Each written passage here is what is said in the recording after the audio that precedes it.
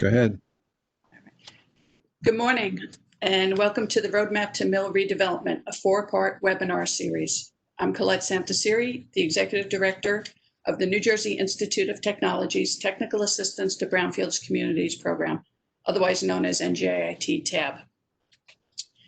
Today, NJIT and EPA Region 1 are presenting the third webinar in this series, The Funding Stack.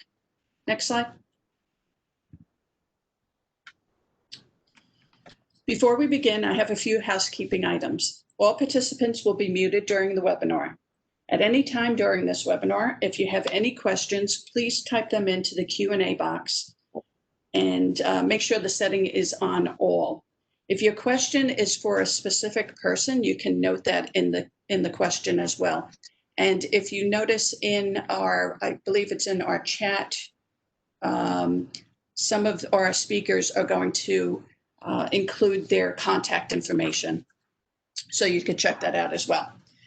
The webinar is being recorded and will be posted on the NJIT website, www.njit.edu/tab. Look under the resources tab. Next slide. Today's featured speakers are Dennis Diesel, Jim Byrne, Jonathan Arnold, Renee Tribert, Barbara Sokoloff, and Derek Farias. More about our speakers in a few minutes. Next slide, please. As mentioned, this webinar is being brought to you by the NJIT TAB program and EPA Region 1. The New Jersey Institute of Technology's Technical Assistance to Brownfields Communities program, with funding from EPA, provides free technical assistance to state, regional, county, tribal, and local government entities and nonprofits who want to transform brownfield sites into community assets. For more information, please contact NJIT TAB via email at tab@njit.edu or call us at 973-642-4165. And please visit our website, www.njit.edu/tab. Next slide. The Roadmap to Mill Redevelopment is a four-part series. All of the webinar series speakers have worked in New England, and all of the examples of redevelopment mills in this series are from the New England states.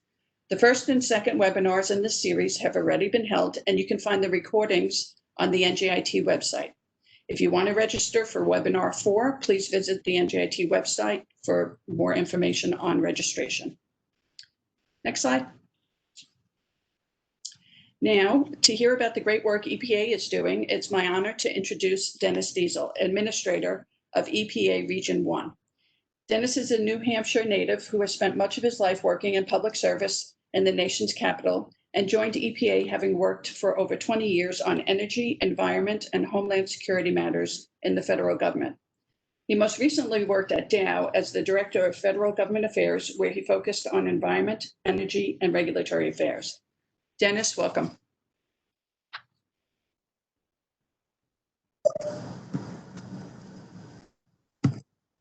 Thanks, Colette. I hope this is working. Thanks for the introduction.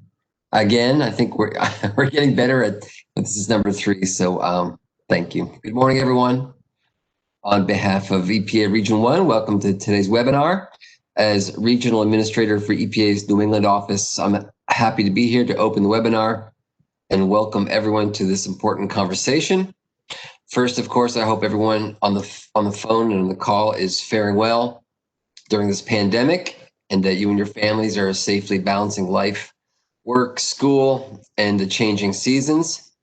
As we've seen play out in communities across the nation, one of the biggest questions during this pandemic has been one of economics across all of EPA's offices. We're wondering how we can help families, employers, developers, communities weather this storm. As such, today's webinar is one of the more important of the 4 webinars in the series. Last week, we heard all about the challenges communities face as they look to revitalize historic mills and former industrial sites, including COVID-related issues and economic hurdles. Today, we will turn to the finances. For well over 20 years, EPA has been investing in brownfields, totaling over $460 million. That's almost $500 million to New England sites alone since the program's inception in the 90s, the impact has been astounding. Those funds have leveraged over 22,000 jobs, made 790 properties ready for reuse, and supported more than $3.8 billion in non-EPA funding for revitalization. New in the past 2 years, we're also working at EPA to support investments under the new Opportunity Zone framework. The Region 1 Brownfields program currently has grant funding available in all 319 opportunity zones across New England, thanks to our network of over 130 active brownfield grantees. These grantees include an array of local, regional, statewide, governmental, and nonprofit organizations in all 6 New England states. One place these funding mechanisms are aligning is in Holyoke, Massachusetts, the city of Holyoke, which has opportunity zones and 2 million square feet of defunct mill space, has found early success by piecing together support from various programs. Through one of those, EPA's Local Food, Local Places technical assistance programs, community recommendations drove several new investments, including Holyoke Community College's 20,000 square foot, $6.4 million culinary arts facility, bakery, and restaurant. These solutions can't happen with just the funds available through EPA's programs, which is why we are here today. That said, I did 2 weeks ago attend the kickoff webinar for this series, and I want to pass along a quick public service announcement. The fiscal year 2021 Brownfields grant competition is currently underway, and applications are due October 28th via grants.gov, so we've got 2 more weeks. Projects that deal with mill revitalization can make for competitive applications, and this year's guidelines include language about opportunity zones and reuse of existing structures. To all of you who may be applying this year, we wish you the best of luck. To close, thank you again for joining us today. Thanks for being on the lookout for all possible options for financing this important work. Thank you again to the New Jersey Institute of Technology for hosting this call. And I look forward to hearing from our excellent panel today. I do want to give a special shout out to EPA Region 1 Jim Byrne, who was a national leader in helping shepherd sites through this process. Well respected. I go to a lot of communities where they mention him, and I've come up with the phrase "feel the burn," which is what lots of folks are doing. It's a good thing. Anyway, stay well, stay safe, and with that, Colette, I will turn it back to you. Thank you so much, Dennis, and thanks for participating in all of these webinars. We are so honored to have you. So, finding the funds to redevelop the mill site can be a challenge. And as Dennis mentioned, the EPA Brownfields funds are not going to be enough for you to go from the very beginning to ultimate redevelopment. You have to find funds in many different places. So fortunately, there are many different sources of funding, and today's presenters will not only discuss those sources of funding, but will demonstrate how various funding sources were bundled to redevelop certain New England mills that they'll be discussing today. What I particularly like about the speakers in today's webinar is the diversity. We have a representative from the federal government and one from a nonprofit preservation group, a real estate developer, and a development consulting firm. So each of these presenters approach the redevelopment of mills and obtaining funding in different ways and through different perspectives. Next slide. So our first presenter is Jim Byrne. Jim is an environmental scientist and brownfields coordinator in EPA Region 1. For the past 20 years, Jim has worked for the EPA Region 1 Brownfields section as brownfields coordinator, cleanup lead, and project officer, overseeing assessment, cleanup, and revolving loan fund grants in all 6 New England states. Prior to joining EPA, Jim worked in laboratories, consulting, and in hazardous waste management for a Fortune 500 corporation. He has held certifications and licenses in wildlife biology, industrial wastewater treatment, inspection and management and planning, and OSHA health and safety. Jim has a BS in biology and an MS in civil engineering. Jim, welcome. Well, thank you very much, Colette. And I really want to say it's an honor to be part of the panel with such esteemed professionals, a few of which I've worked with in my 20-year career in brownfields. So I really appreciate being asked to be there and being asked to get the EPA word out. You look at the title of my presentation, "Show Me the Money." I'm kind of aging myself here by using that title. But before we get into it, I just have a few initial thoughts. When you think of it, on a lot of these projects, in my experience, EPA money is typically the first money into these projects. Our program is really a risk-averse program. We're not afraid to invest in, what some would call these upside-down properties that have zero worth. And at the risk of dating myself yet again, my favorite quote is, our money dares to go where no other money goes. Okay, for all you Trekkies out there. Next slide, please. We have two categories of funding in the EPA Brownfields program that we like to talk about. We have a technical assistance to brownfields communities, land revitalization, technical assistance, and targeted brownfields assessments. These come under the guise of technical assistance. We also have direct grant programs to eligible entities. That includes assessment grants, multi-purpose grants, cleanup grants, and revolving loan fund grants. Next slide, please. I'm going to get into a little bit of detail now on our technical assistance programs. One of these is our TAB program, Technical Assistance to Brownfields Communities. Our current contractor is New Jersey Institute of Technology. It's available to regions 1, 3, and 4 at this point in time. I really like this outfit, not only because they come from the land where I was born and raised in New Jersey, but they're professionals. They get brownfields and they do a great job on behalf of all our communities. The TAP program provides geographically based technical assistance to communities and other stakeholders on brownfields issues. Okay, they're available to help you, brownfields communities, through assessment, cleanup, and redevelopment processes. TAB grantees can offer assistance with developing a brownfields program, establishing site inventories, reviewing historical information, designing an investigation or a sampling and analysis plan.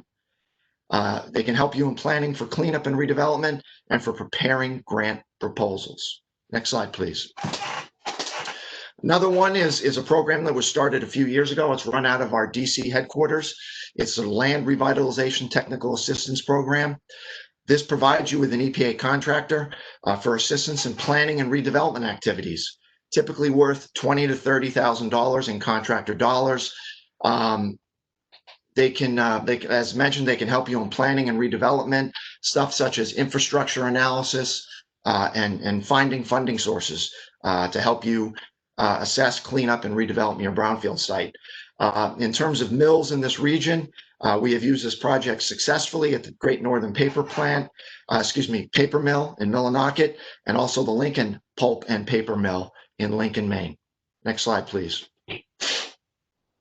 The Targeted Brownfields Assessment Program. This is a grant of services where EPA Region 1 will provide both nonprofits and communities in New England with a contractor to do phase 1s, phase 2s, phase 3s.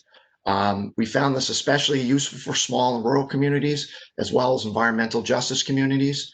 The requests for this program are accepted by regional EPA offices on a rolling basis. It's non-competitive. Unlike our national competition, we make decisions within the region. These assessments on average are worth up to about $100K. And as I mentioned, they can be used for any of the assessment related tasks discussed. Next slide, please. Now I want to basically get into our competitive grant program. These are the direct grants that we give to communities through a national competition. Eligible entities for these programs are states, general purpose units of local government, i.e. cities and towns, tribes, redevelopment agencies, land clearance authorities, councils of government, and nonprofits. You can see the various categories down there. Next, please. Assessment grants. These provide funds to carry out brownfields assessment activities at eligible sites. These activities can include site inventories, prioritizing sites, phase 1 and phase 2 assessments, community outreach and involvement, cleanup planning, brownfields planning, site reuse planning. The period of performance typically for these grants is 3 years. Next slide, please. Now getting to the money, okay? There are several ways you can come in for assessment grants. You can come in community-wide. You can request up to $300,000 to address sites in your community.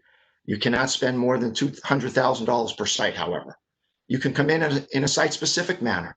You can request up to $200,000 for a specific site. You can also request a waiver for up to $350,000 for a specific site. Two of our mill communities up in Maine, Lincoln and Millinocket, through the nonprofit Ar Katahdin, got site-specific assessment grants for their large mill sites worth $350K, okay? You can also come in as a coalition. You can request up to $600,000. A coalition is comprised of a lead eligible entity and at least 2 eligible entities as partners that have a limited capacity to manage their own grant. Under a coalition, you must perform assessment activities at least 5 sites. Next, please. Multi-purpose grants. Okay, this is a relatively young program. It provides funds to carry out brownfields assessment and clean activities at eligible sites, including these activities: site inventory, phase 1 and phase 2 assessments, community outreach and involvement, cleanup and reuse planning, developing an overall plan for revitalization, and most importantly, site cleanup. The period of performance for these grants is 5 years. Next slide, please. Now getting to the money. You can apply for up to $800,000.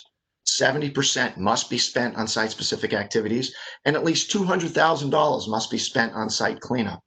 A cost share of $40,000 is required, and you need to be the owner of at least 1 brownfield site within the proposed target area to qualify for these grants. And the requested amount can be for any combination of hazardous substances and/or petroleum sites. Next slide, please. The cleanup grant program. This provides funds to carry out brownfields cleanup activity at specific site or multiple sites owned by the applicant. An individual applicant can apply for 1 cleanup application for up to $500,000, and this can address a single site or multiple sites. This requires a 20% cost share, all right? And the period of performance is 3 years. Next slide, please. The revolving loan fund program. It provides funding to make low-interest loans and/or sub-grants for cleanup activities at brownfield sites. You can request up to $1 million per separate eligible entity or a coalition of eligible entities, okay? Up to 50% of this grant amount may be used for cleanup sub-grants, up to $350,000 per property. Again, this requires a 20% cost share, and the period of performance is 5 years. Next slide, please. Some more information. RLF coalition grants. Coalitions have 1 lead eligible entity that partners with 1 or more eligible entities. Coalitions may request up to $1 million. Coalition members cannot be part of another RLF coalition or submit a separate RLF application. RLF programs are designed to operate for many years beyond the period of performance of the grant. They require long-term resource requirements and reporting, and they require careful management of the program income during and after the period of performance of the grant. It is very important for program integrity and continuity. We usually like to recommend that larger entities such as states, regional planning commissions, and large cities apply for this type of funding because of the administrative burden and the requirements of managing this grant long-term. Next slide, please. An example of some mill success stories. This is the Ludlow Mills out in Ludlow, Mass. It's a 200-year-old mill complex that once provided the economic engine in Western Massachusetts. It's now being redeveloped into one of New England's largest brownfield mill redevelopment projects. It covers about 170 acres along the Chicopee River, and it already has been redeveloped into housing, a hospital, and green space along the river.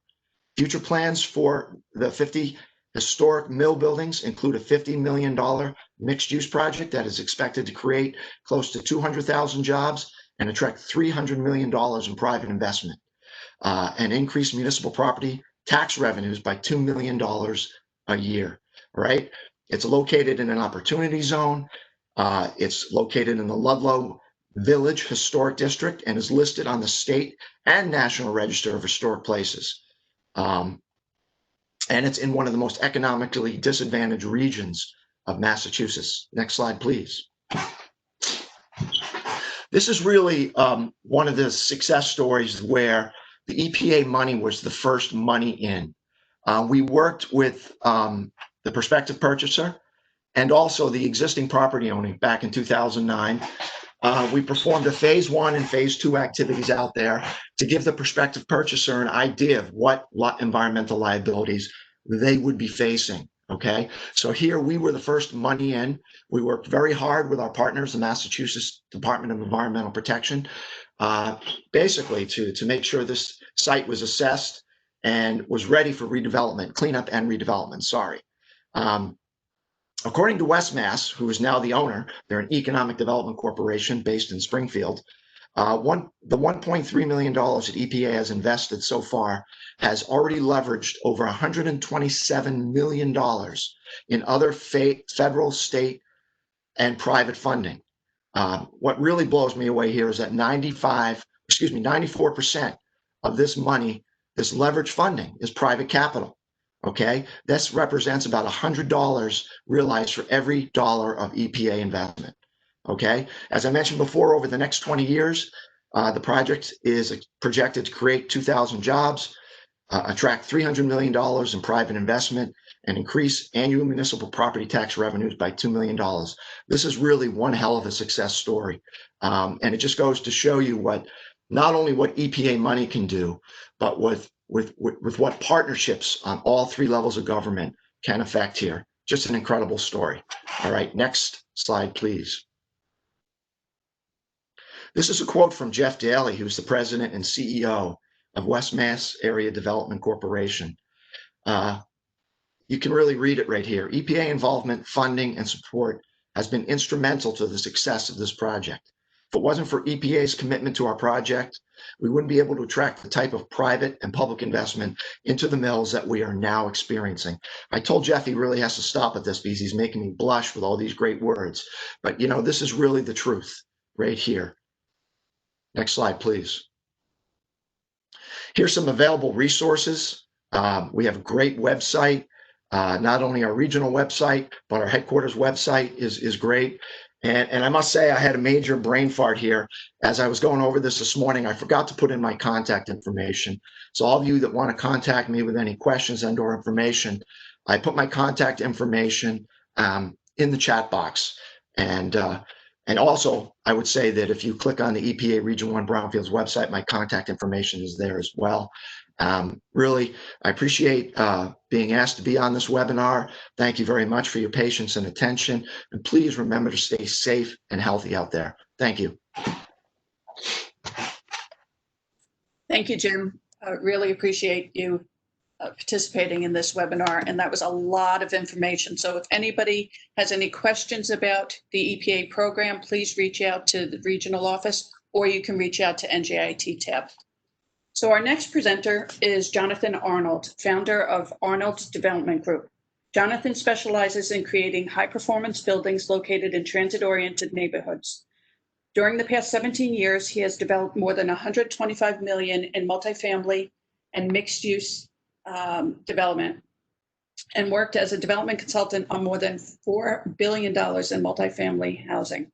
Jonathan is well-versed at managing the development process, including planning and zoning, design development, lean construction management, and structuring complex capital stacks with tax credits and government loan programs.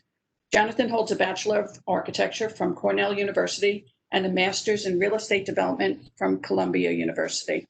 Jonathan, welcome. Hello.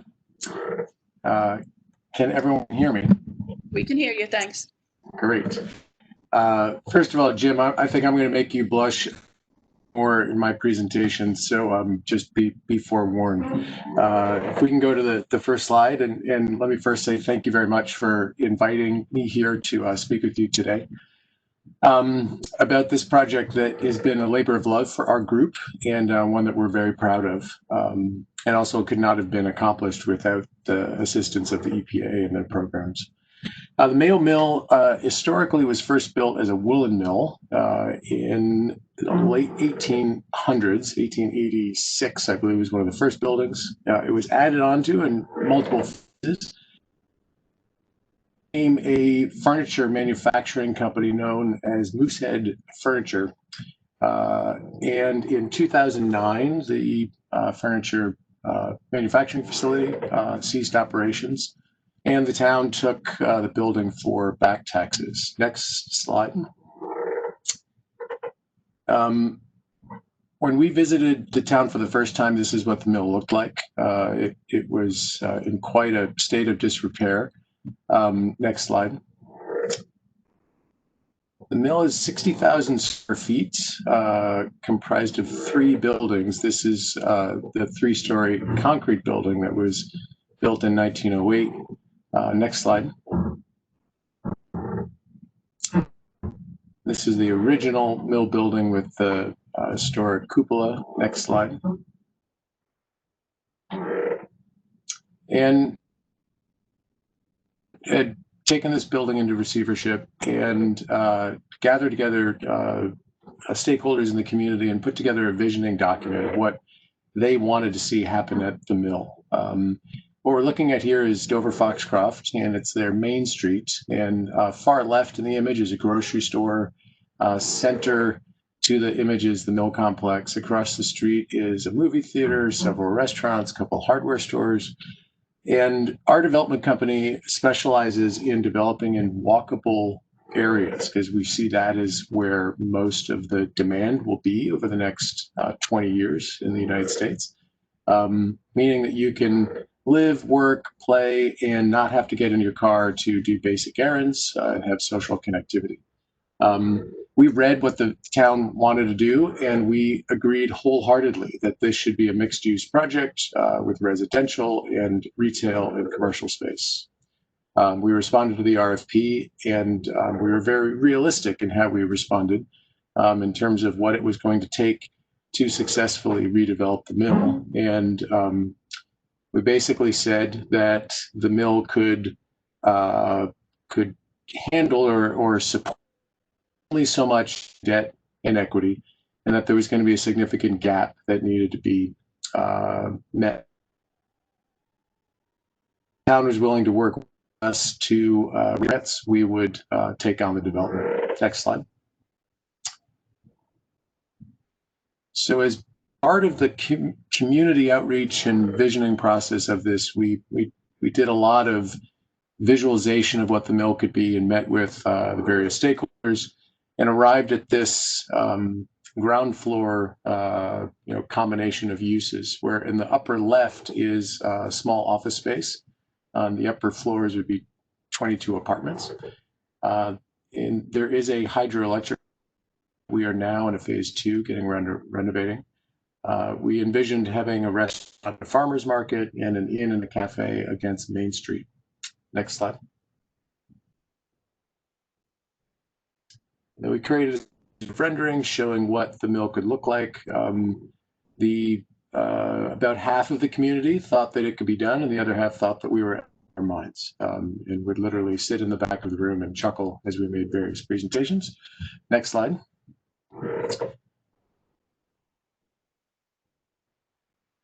And even our own attorneys said that they didn't think it was possible to pull this off because Piscataquis County is one of the poorest counties. But if you go to the next slide, I think this is where we.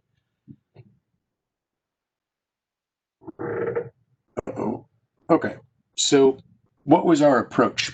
We didn't listen to our attorneys. We didn't listen to the naysayers. We were incredibly real. First thing that we recommend people doing is get a real handle of what it's going to take to redevelop your building. That's both in terms of first costs, soft costs, and your operating costs. You can build a pro forma that lenders can look at, and if you're conservative, your lender embrace and your financial partners are going to embrace your vision a lot more than if you are trying to push the envelope. Second, partner with experts. That has experience in historic or buildings that have a lot of complexity to them and existing potentially existing conditions that vary significantly. You need a historic preservation consultant that understands the process and can guide you through getting your historic tax credits. You need an architect that has experience with these types of buildings, an accountant that understands all of the various regulations and how you can twin various tax credit programs, and a developer that also has experience in this type of building. If you don't have that experience. Third, readily available sources. These are things that are pretty likely that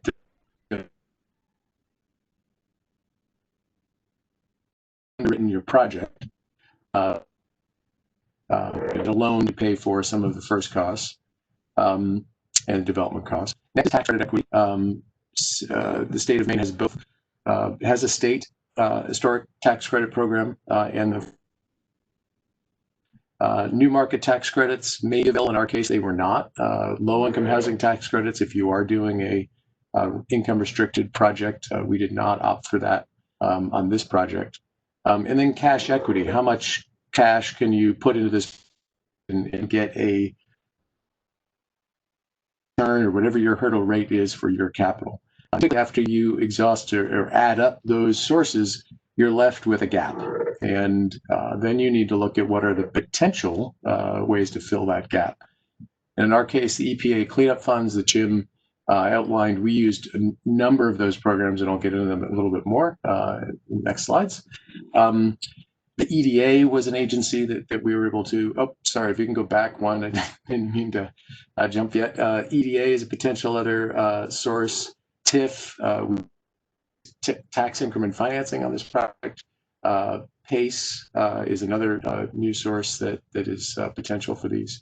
And then 5, identify public-private partnerships. So sometimes, as you notice, some of these grants or pots of money that might be available from different agencies are only available to municipalities or to nonprofits. And so by partnering with economic development agencies, you can really have a you can access the maximum amount of dollars. And then lastly, and this is probably the most important thing, if you leave this and only remember one thing I say, it is patience and don't quit.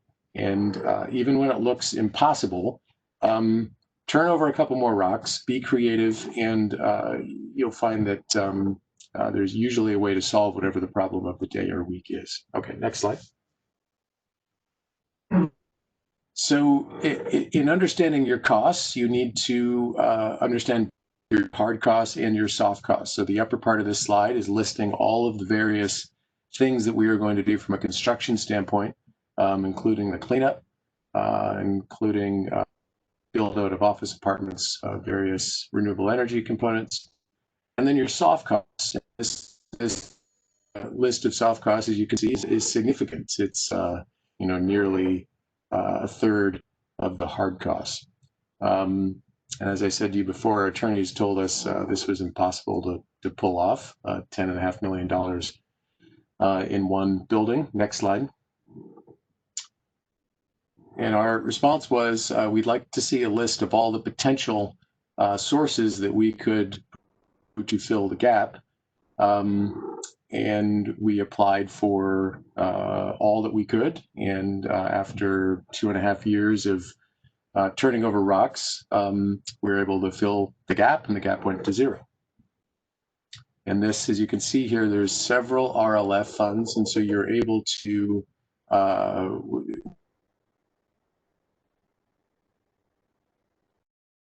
Scottsbluff County Economic Development Corporation had a limited number of dollars, but the state had another RLF program that we're able to borrow from as well. Next slide. And then the timing of this money, this shows that before we took title to the property, the town and through their PCEDC, the Economic Development Corporation, they did a significant amount of the cleanup work, which then we took over in October of 2013 and could do as private developers. And so having this public-private partnership was instrumental to making this project work. Next slide. And then the other part of being realistic about your costs is being realistic about your rent rates and your vacancy rates. And so we assumed that we would have a 50% vacancy in our office and that we would only get less than $1 a foot per month. Have to practically give away 50 cents a month, which is unheard of in terms of being low from any developer that would take on a project like this. But we knew that it was important to develop a sense of place. And if you're realistic about these costs up front, when the building is then operating, you have far less chances of having big surprises. It might mean that your gap is bigger, but this project is operated exactly the way we envisioned it would, which is great from our standpoint. You know, we anticipated a 24% vacancy, and so we were braced for what the reality was and is in Dover Foxcroft. Next slide, please. So these are some pictures of what the final restored building looks like. Next slide.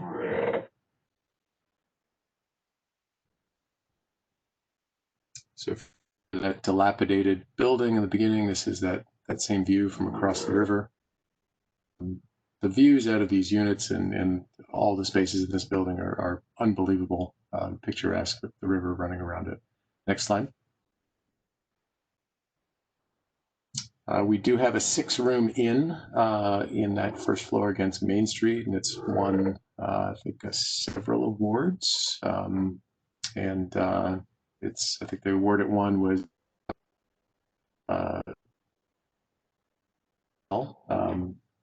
next slide.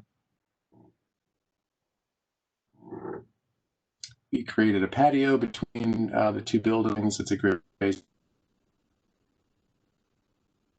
and office users and hotel guests to sit and look over the waterfall. Next slide. Yeah, so a picture from the ribbing after everything was done and the whole community gathered around. It was, I would say, somewhat gratifying to look out into the audience and see those same naysayers kind of directed. And it really was a community effort. I mean, the town,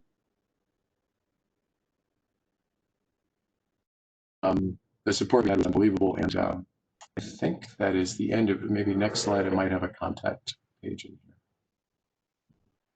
There we go. If anyone has any questions, feel free to email me. You know, we're passionate about taking these old buildings and breathing new life to them, and I'm thankful for your time today. Jonathan, thank you so much. You gave us some really good advice, so thanks very much. And hopefully in our chat box, in our Q&A, hopefully we have some questions for Jonathan. So our next presenter is Renee Trubert. Renee is the Preservation Services Manager at Preservation Connecticut, which is a statewide nonprofit established in 1975 to protect and promote buildings, sites, structures, and landscapes that contribute to the heritage and vitality of Connecticut communities. Renee provides general preservation services and technical assistance to further the reuse of historic buildings, including preparation of nominations and historic tax credit applications. As manager of Preservation Connecticut's statewide survey of historic industrial resources funded by the State Historic Preservation Office, she oversaw the development of its website, which is MILS, Making Places of Connecticut, which offers both historical information and practical data useful to preservation-minded developers. Renee holds an MS in Historic Preservation from the University of Pennsylvania. Renee, welcome. Okay, good morning. Thank you, Colette. And I want to thank Jim and James for setting me up a little bit here in my talk. So first slide, please. I'll be speaking about the Montgomery Mill redevelopment in Windsor Locks. This recently completed large-scale loft conversion to mixed-income apartments took a variety of funding sources, as well as strong economic development commitment from both the town and the state. I'll start with a bit of history, describe the local support, and then get into the funding. Next, please. The mill was made possible by construction of the Enfield Canal between 1827 and 1829 to bypass the Enfield Falls on the Connecticut River. It's about 5¼ miles long, running from Suffield south to Windsor Locks. Its owners rented land and water rights for industry early on. And by 1860, there were more than a dozen mills in Windsor Locks where the greatest water drop occurs. The canal and towpath are now a state park linear trail and an important amenity for the project and the community. Montgomery Mill is in essence on an island. It's wedged between the Connecticut River to the east and the Enfield Canal and Trail to the west. The railroad and Main Street run along the west side of the canal. Next. Originally the site of the Connecticut River Cotton Company, J.R. Montgomery bought that factory in 1871 and made cotton yarn and thread for weaving mills. Throughout the 1880s and 1890s, the company produced tinsel threads and specialty and novelty yarns. And because it designed and made its own machinery, it could nimbly respond to changes in the fashion market. It expanded its physical plant in 1880 and 1891. And in the early 1900s, Montgomery experimented with the conductive properties of its tinsel threads to create telephone and communication wires, and again expanded in 1904 with a factory designed by Fred Hines of Boston and powered and lit by electricity. As product demand continued to grow, a reinforced concrete loft designed by Buck and Sheldon of Hartford was built in 1920. In the 1930s, it saw production of electric cords for Jacob Schick's new dry shaver. And with the mid-20th century, the company focused on tinsel and wire goods for electronics, communication cords for airmen during World War II, auto industry components, and eventually quick scour stainless steel sponges. At its height, from the 1890s through the 1920s, the family-owned company employed about 400. It was sold in the mid-1980s after over 110 years of operation, and the plant was shuttered in 1989. Next. After the plant was closed, there was some modest use for storage, but the complex was largely vacant and abandoned, resulting in deterioration due to weather and vandalism. Several fires destroyed buildings to the north of the surviving complex in the 2000s. The town worked over the years to find solutions, and a few redevelopment plans were floated, but came to nothing. Beacon Communities LLC began to look at the site and speak with town and state representatives in early 2016. And by the end of 2017, the developer had obtained municipal approvals, secured tax credit reservations, and funding commitments. Next. The project had to overcome all of the challenges of mill redevelopment and then some. USTs, contaminated soil that had to be managed on site, the abatement of hazardous building materials, a basement level in the 100-year floodplain with a history of flooding, a life safety code compliance issues, a tight site with single access point, difficult circulation, and difficult fire truck access. In addition, the site is on 4 parcels with complicated ownership, resolved through a 99-year ground lease structure to Beacon. Construction began in January of 2018 and was largely completed by the end of 2019. Next.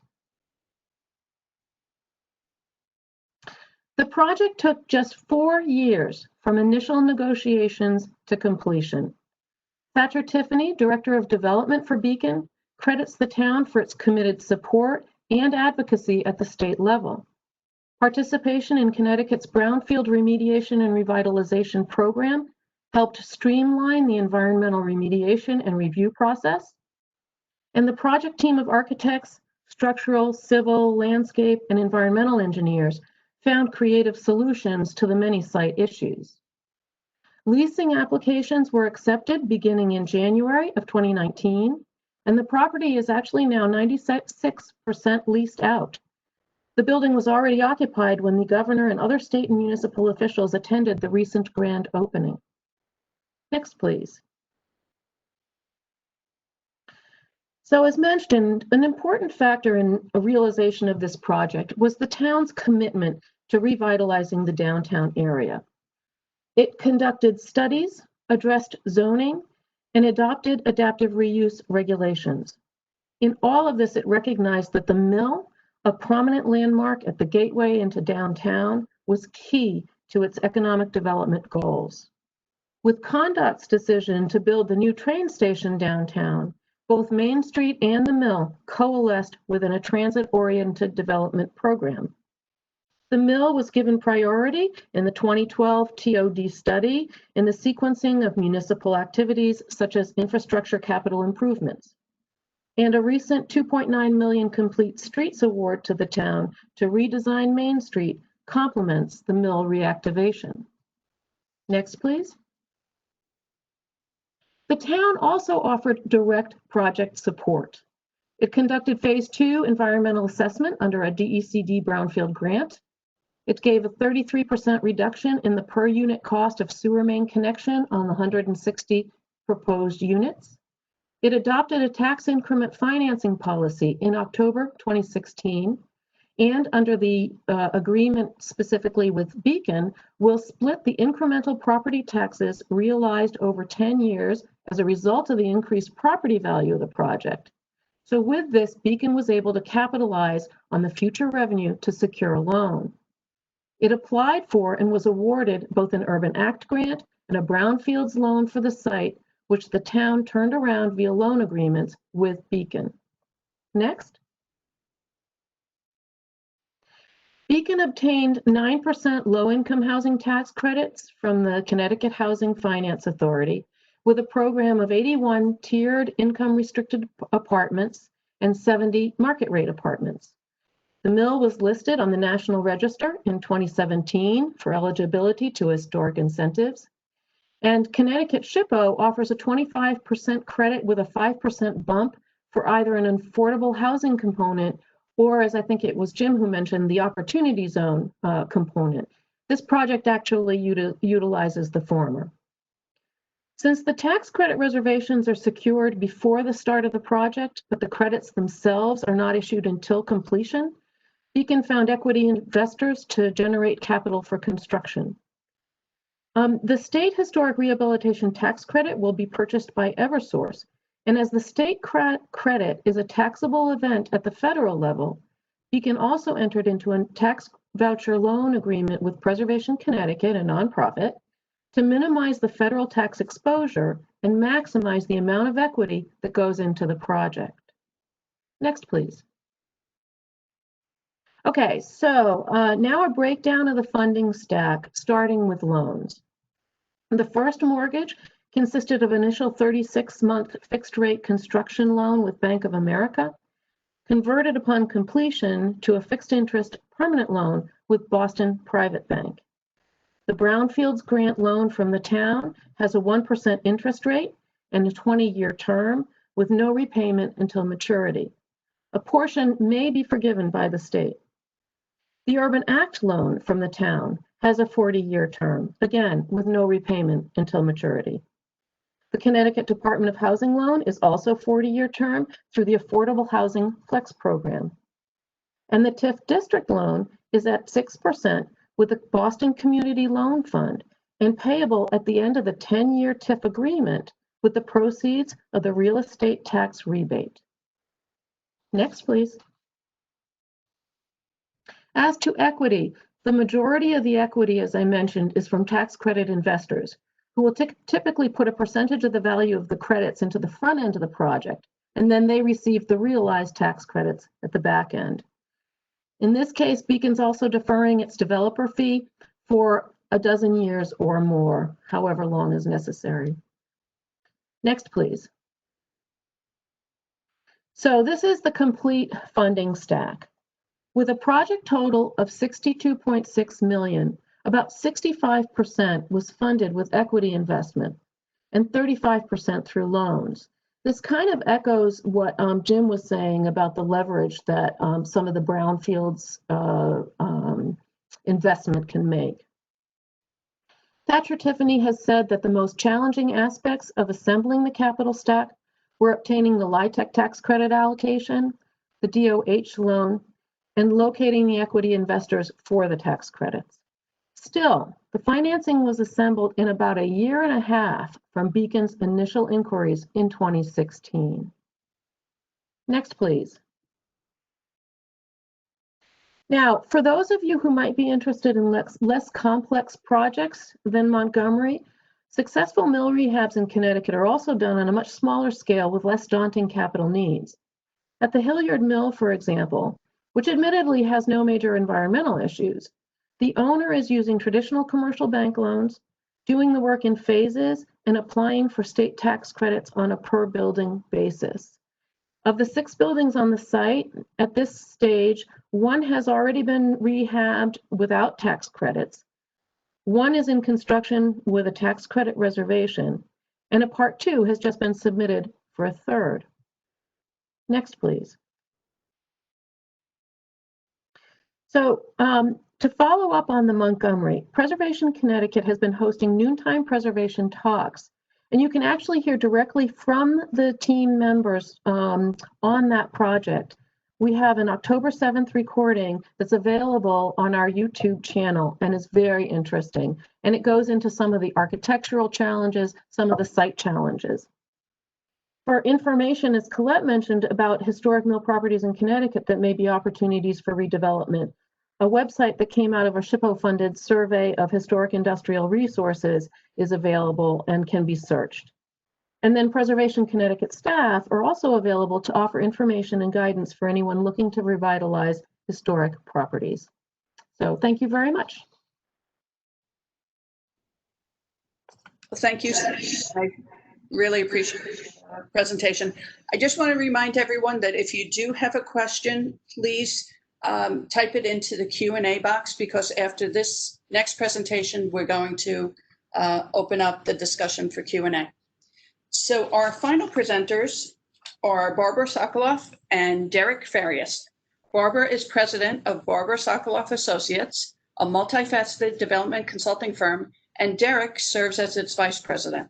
The work of Barbara Sokoloff Associates, or BSA, is primarily in the areas of mixed use and commercial development, affordable housing development, and revitalization planning.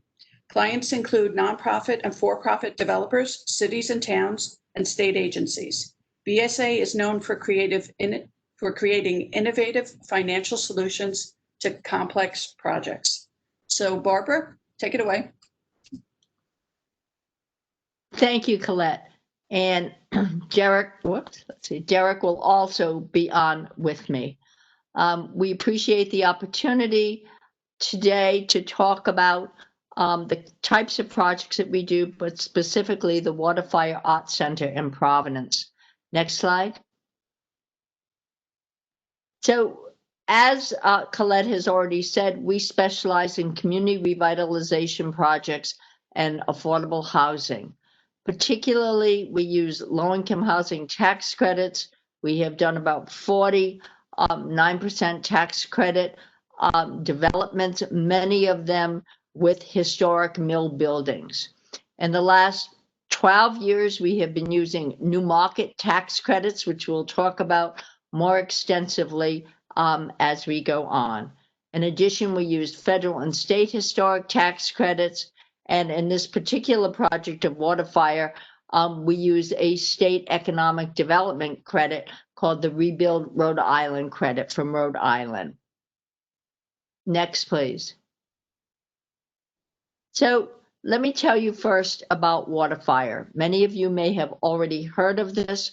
Waterfire is a public art installation in Providence, Rhode Island that's considered a public sculpture that was started in 1994 by artist Barnaby Evans. It basically lights a number of braziers through the city and attracts over 1 million people annually to downtown Providence, although not in this last year. On the right, you see the Rhode Island School of Design.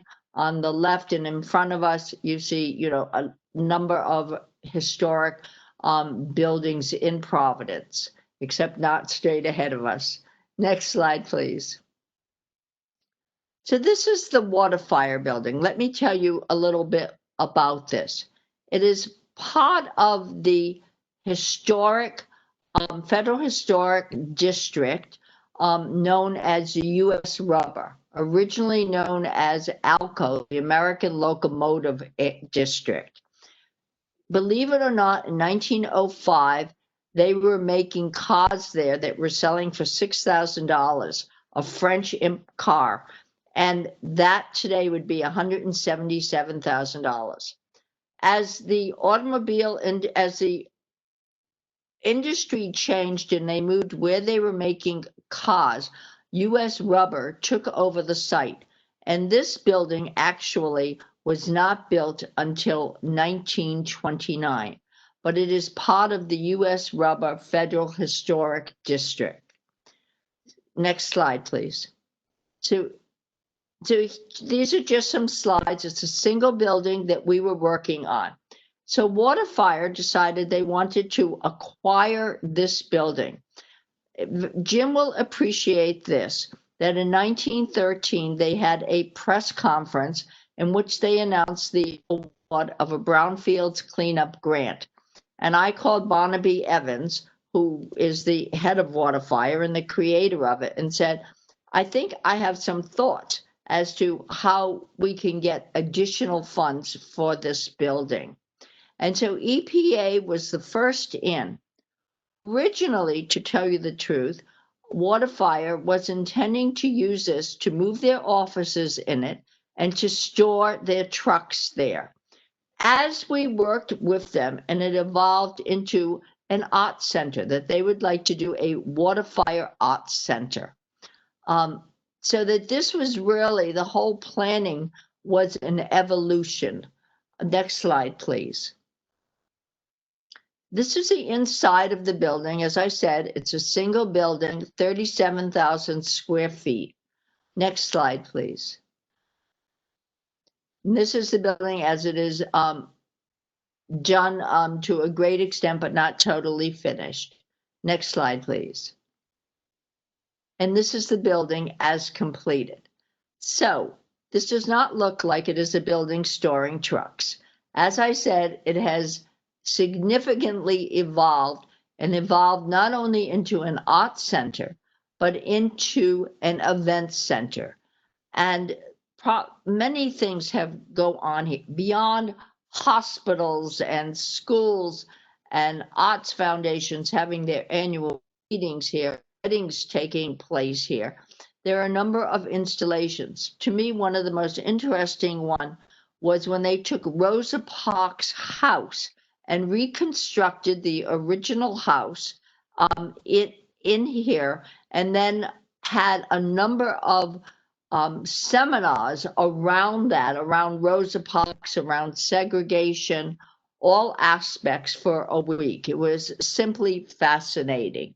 There have been a number of public performances. There are everything from craft shows, but we really needed to also show the low-income impact. And so there were a number of programs that reach out to the local community where it's located. The next slide, please. So here is the budget, and we're going to talk more, in depth. Derek Farias will talk more in depth about this. The total cost is $14 million. We used New Markets tax credits, and that's really what we had in mind when we reached out to Barnaby Evans. It seemed to us that New Markets would be a perfect use here. Clearly, federal historic tax credits and state historic tax credits. There was, in addition, a deferred developer fee.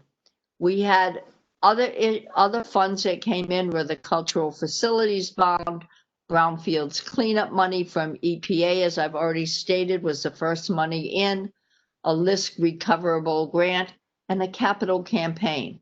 Now, as you see, there's no debt here. So this is different from the other projects that we've talked about today, because there was no rental income coming in. And so clearly, in order to make the project work, we needed to have no long-term debt. But on the other hand, we need to bring in money to operate both the water fires and also the ongoing building and the staffing of the water fire organization. Next slide, please. So what is different here on New Markets tax credits? And so New Markets are a federal tax credit. It encourages economic development in low-income communities. The tax credits are very, very competitive. They are allocated by federal treasury, community development institute, and community development entities apply for those credits competitively. And so what is a community development entity? Well, a community development entity would be something like Mass Housing Investment Corporation or the Nonprofit Finance Fund. It might be a bank such as Chase or Capital One, all of which bank, all of which we have used regularly.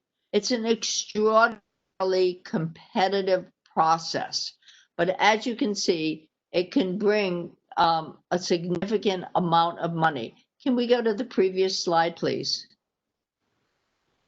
So you can see here that New Markets brought over $3 million in credits to the project. So this is an important source, particularly for projects like this that do not have other sources of income to any great extent coming in. Next slide, please. Back to where we were. So how do you get New Markets tax credits?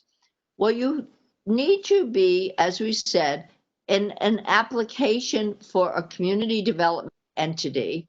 That is the best way to be in their project pipeline.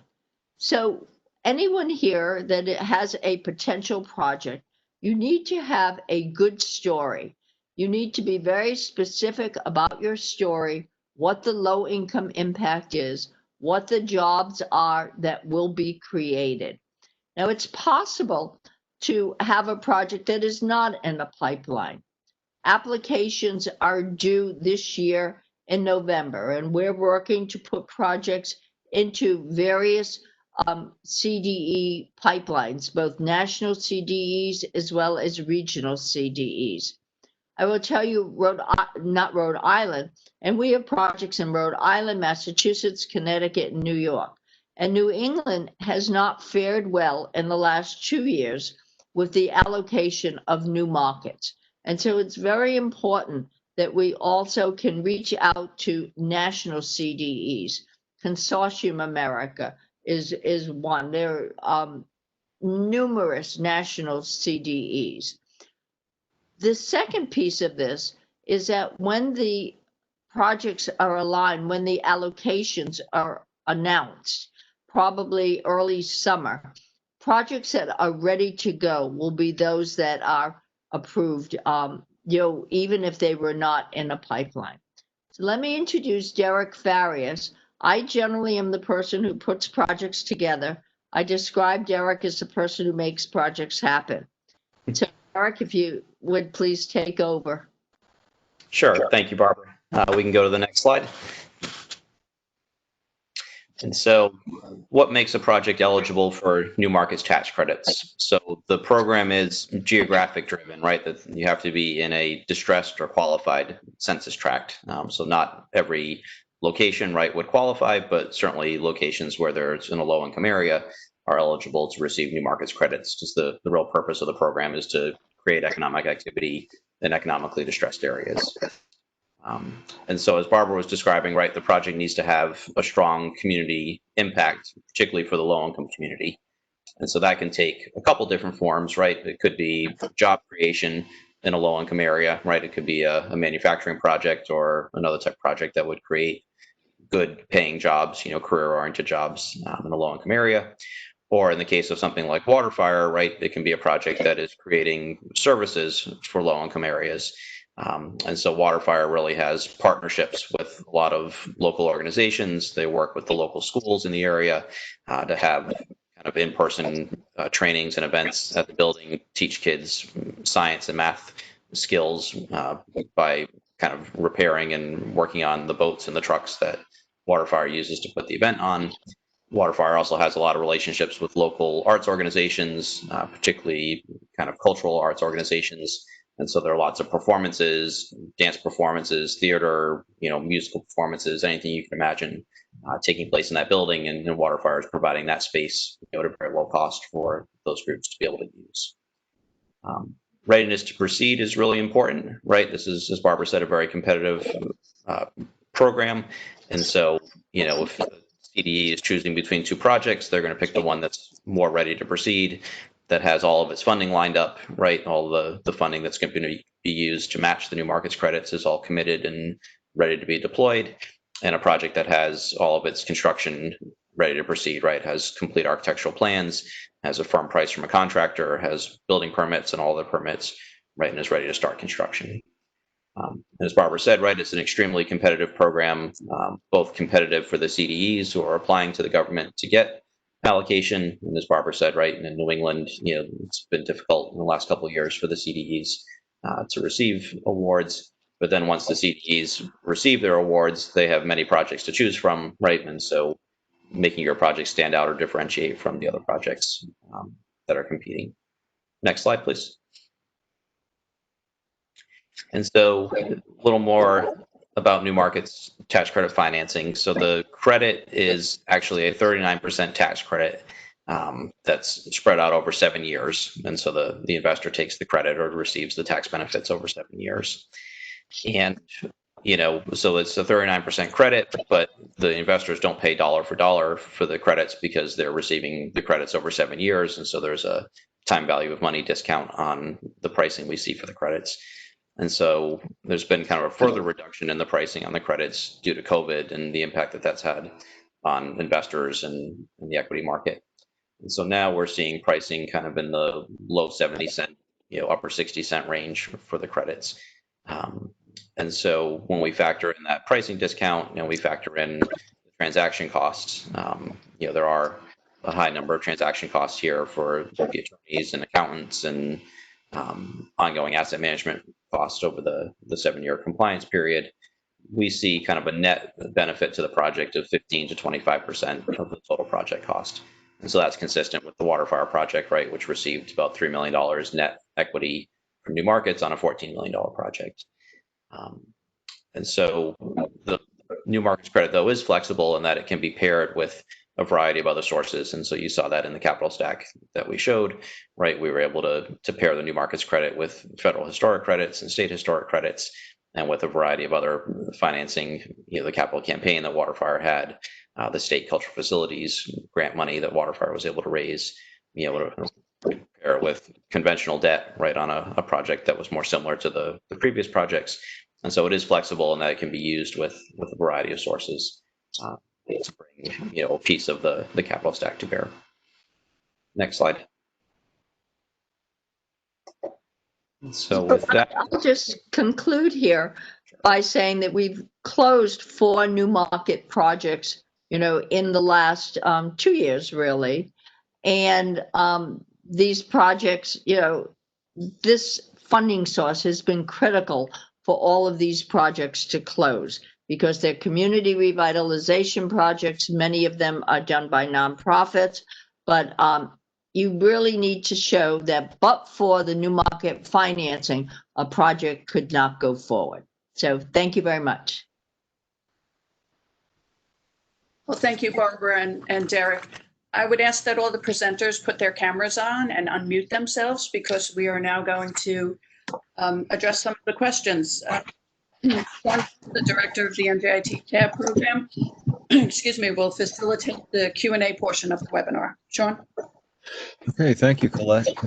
We have the first question is from Ann Wallace, and it's directed to Jonathan. And she wants to know what the term and value of the TIF for the project that he highlighted was, and was there any sort of third-party review of the TIF? Jonathan, you look like you're still muted. All right, there we go. That'll be better. The term of the TIF is 22 years, and we basically did the drafting ourselves. I know sometimes TIF can be very expensive from a transaction standpoint, and lawyers get involved, and we were able to reposition a TIF agreement that we had used on a former project, and worked out basically a 90-10 split, so 90% of the future, or the TIF increment, meaning the increase in taxes, we would pay 100% of the current taxes that the property had been paying, and then the new taxes that are generated from the project, 90% for the renovation, reimburse us for costs and fill the gap, and 10% of that would go to the municipality and help to pay for schools. And at the end of that 22-year period, all of it goes to the municipality. Okay, so Jonathan, was there, the second part of that was there any sort of third-party review of that TIF? Third party, no, I mean, other than town's attorneys, our attorneys, I don't know how much our attorney even reviewed it. So I don't think there was a third party review that I know of. Okay, very good. Next question was that a number of these projects seem to be in floodplains. Was this a barrier or challenge to development, especially with the public funding? And how was this addressed? Kind of opened up to whoever wants to grab that one. I'll take a beginning stab at it. Hi, Aisha. So I know at the Montgomery project, the way they dealt with the floodplain in part was that the basement or first floor basement level was assigned to parking and maintenance and community uses. In other words, there was no, permanent residential use. They wet-proofed the basement level, allowing the water ultimately to flow through if it needed to. And then the first floor was an up or waterproof. They had to move parking to a northerly part of the site in the for potential events, flood events. As far as sort of how that jives with the public funding, that I'm not entirely sure, except by addressing and clarifying those issues. Maybe somebody else can take that. Yeah, in my experience, all the projects that I've worked on, mills and floodplains and stuff like that, I mean, we have to comply with all local, state, and federal regulations, guidelines, policies, what have you, in designing, the eventual redevelopment and reuse of the property. Does anyone else want to add to that? I don't need to be redundant. We did a lot of the similar type of planning. One thing that we did do is we put all of our mechanical services on the second floor, as well as elevator equipment, and heat pumps, switch gear, all the stuff that is typically in a basement or maybe closest to the added expense of putting that on the second floor out of the flood.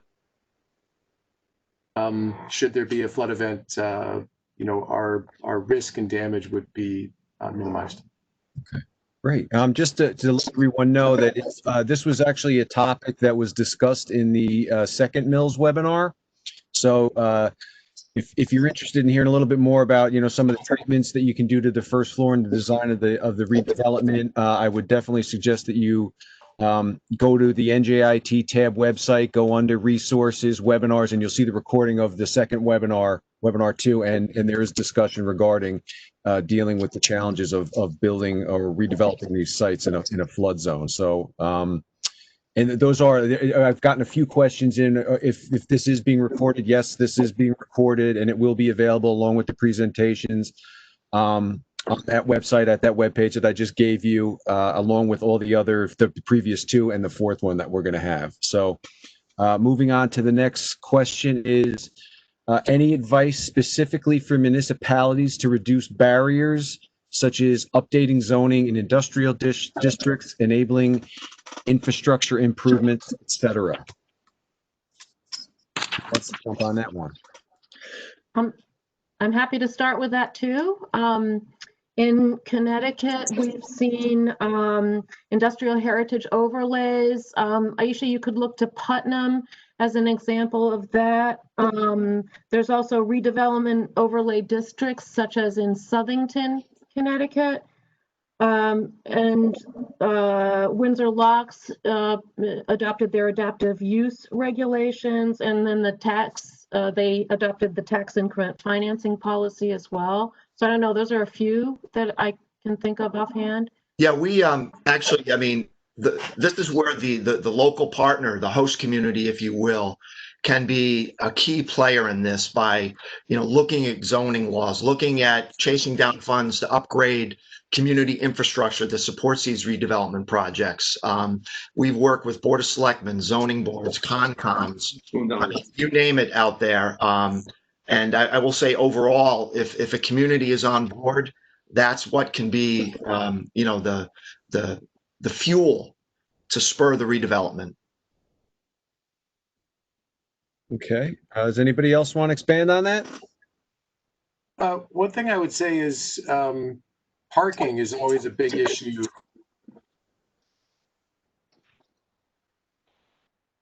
This is kind of a mixture of use. So to have a municipality that will work with you, in our case, there were some municipal adjacent to the mill, work out long-term cooperative use agreements so that we didn't have to build a structured parking garage, which would largely not be used just to meet some parking code requirements. So that was huge. And this, just to reiterate, having a vision, a community just having a vision for what they want to see in the building will help attract developers, because it really limits the NIMBY risk associated with the project. So I would say just, help developers by showing that you're going to be supportive of the project and not fight it the whole way. Right, and I'll riff a little bit further on that. I have a great example of the parking situation in the city of Lewiston, Maine. Many mills, the biggest one being the Bates Mill. And if you think of the typical New England mill town, mills were built right in the heart of the city. They were designed, the workers lived in mill housing that was all designed for folks to walk to work. Not many cars and stuff like that. One great example, as I mentioned, the city of Lewiston took the bull by the horns, went out and got some state and federal funding, and they actually built parking garages to support the redevelopment at the Bates Mill. And I mean, to me, to date, that's one of the greatest examples I've seen of a city really, taking charge. All right. Thank you, Jim. And- Anybody else want to? And just to expand on that, also, as I hope my presentation showed, for a project like Montgomery Mill, that community had, was putting in place activities that would support redevelopment. The community was fully supportive of the redevelopment. So that community involvement and knowing that the community is supporting the project are key also to the success of these projects, I think. I think, as we've all mentioned, that's the absolute key, is local involvement and local support. Without that, you don't have a project. And which is that in our case, the town of Foxcroft was proactive in Region 1 to start the cleanup work, the assessment work, and getting some of which can be at times very costly reports and studies. Town of Handsome Environmental was absolutely instrumental for getting this project done. And so when we came on the scene, they had reports, they knew what was there, they knew what funding was potentially available. And that proactive nature of working with agencies like the EPA was incredibly helpful to give us the comfort level that we could expend the resources that we needed, and it was going to really be a public-private partnership. Okay.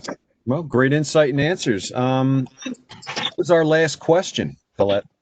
Okay, well, we're wrapping up right on time. So I want to thank our wonderful presenters. You gave us a lot of great information. I encourage anyone who wants to continue the conversation with any of our presenters to reach out to them. They have given you their contact information either in their slides or in the chat. Next slide, Sean. So the next and final webinar in our Roadmap to Mill Redevelopment series will focus on adapting to change, how repurposed mills are serving communities in new and exciting ways. This webinar will be held on October 27th at 10 a.m. We hope to see you all there. Thanks again, everyone, for joining us today.